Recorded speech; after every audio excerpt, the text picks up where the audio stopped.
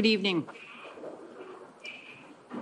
Today is a devastating day for Nova Scotia, and it will remain etched in the minds of many for years to come.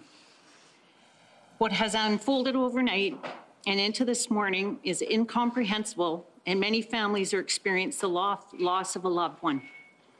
That includes our own RCMP family. It's with tremendous sadness that I share with you that we have lost Constable Heidi Stevenson, a 23-year veteran of the force who was killed this morning while responding to an active shooter incident. Heidi answered the call of duty and lost her life while protecting those she served. Earlier this afternoon, I met with Heidi's family, and there are no words to describe their pain. 2 children have lost their mother, and a husband has lost his wife. Parents have lost their daughter, and countless others lost an incredible friend and colleague. Heidi's family is a part of the RCMP family, and we will embrace and support them in the days and weeks and months ahead.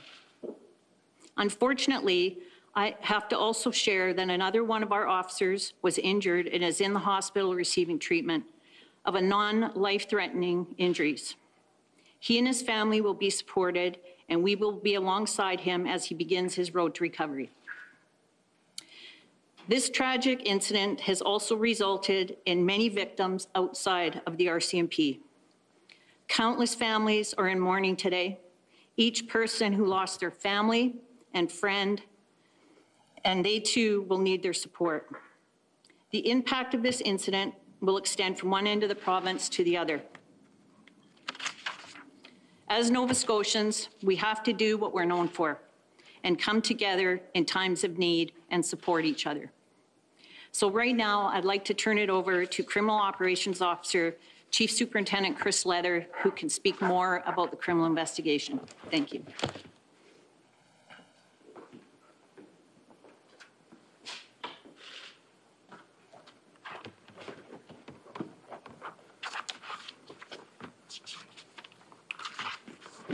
Thank you, ma'am. Ladies and gentlemen, my name is Chief Superintendent Chris Leather.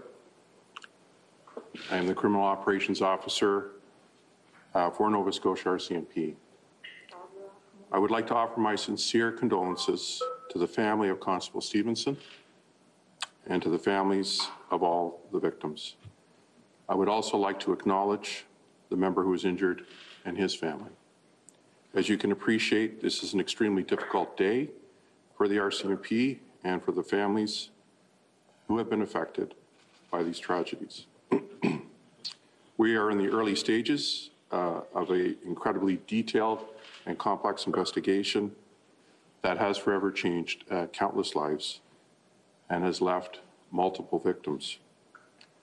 Our focus right now is to gather all evidence and information about these incidents and to get answers to many unanswered questions. I will provide here as much detail as I can, as this is indeed still a very early stages investigation into a very tragic situation.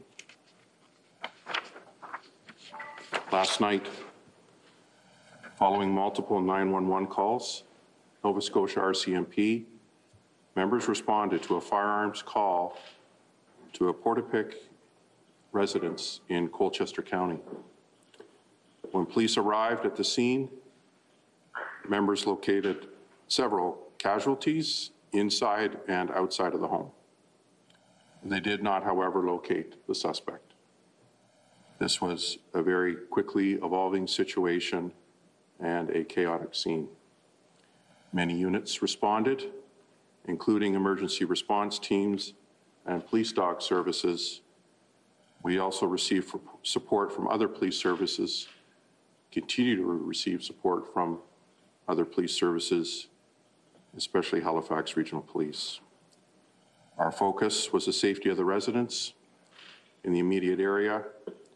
We secured the area and began a search for the suspect. The initial search for the suspect led to multiple sites in the area, including structures that were on fire. The search continued overnight and into the morning. This morning, we actively sought out the suspect through multiple communities throughout Nova Scotia. The search for the suspect ended this morning when the suspect was located, and I can confirm that he is deceased. I can also confirm that the matter has now been referred to CERT. Again, this is still an early and very active investigation that involves multiple crime scenes and victims. We will have further updates as more information becomes available, and we will let you know when that will be. There is an active investigation, as I already noted, being conducted by the Serious Incident and Response Team, that's CERT. So we're not able to provide any further details to some portions of the investigation. I want to thank the dedication and resilience of our members who worked tirelessly to locate the suspect. The coordination demonstrated by everyone involved is truly remarkable.